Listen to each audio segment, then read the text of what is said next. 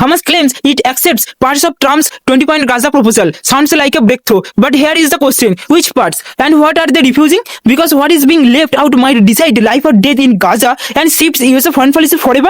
In this video, I will expose the 3 biggest loopholes in that statement and show why this acceptance could be a smokescreen.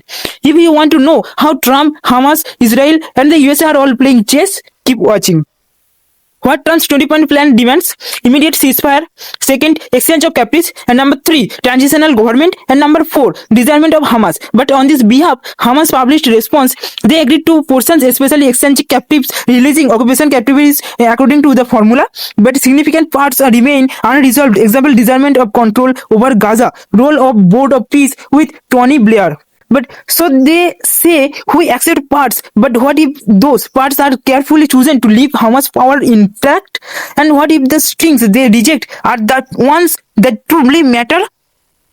Now we discuss the 3 contradictional and red flags. Number 1, red flag, the disarmament not addressed. Trump's plan demands disarmament of Hamas. Hamas statement did not accept the disarmament. And why does that matter? Because if they keep their weapons and the security of the Israel is still threatened and the US's leverage is weakened. So now, what happened? Number 2 red flag, that who governs Gaza. Trump's proposal calls for a transitional board of peace including non-Palestinians. Tony Blair named. That is shows the Gaza and Hamas. The Hamas refused external control. We will never accept anyone who is not Palestinian to control the Palestinians and specifically rejected board of peace. This is the showstopper. Control is equal to power. Now we discuss the red flag number 3, ambiguous and trans and national consensus. Hamas says some elements touching Gaza's future must be decided with unanimous national position and the future of negotiation. Now in practice, that means Hamas reserves veto power. We will accept only if terms suit us. This is ambiguity gives them a built-in space and root with pressure mounts. Now we discuss the one of the most particular bonus twist. The article notes that Israel has reduced offensively activity following that the statement. Is this the real de-escalation or a carefully timed tactical pause to regroup? The US called for an immediate stop to bombing. Trump claims Hamas is ready for the lasting peace. But Netanyahu and Israel collating are publicly shocked and internal divisions could derail any agreement. Also, more than 66,200 Palestinians have died. And can such a statement repair our shattered trust?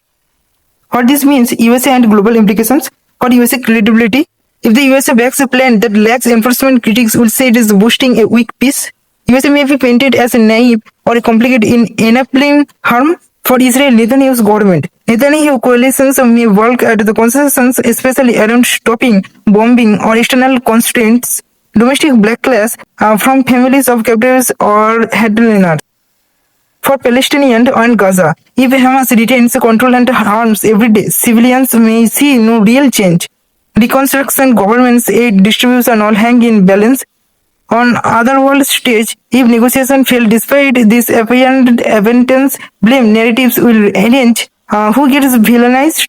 Powers like Qatar, Egypt, UN will be critical to mediate, and there is a role maybe expand. That acceptance is not victory. It is more like a chess gambit. Is Hamas buying a legitimacy? Is Trump you in the next video where we will track whether this becomes a genius, Ceasefire or Ceasefire, another broken promise.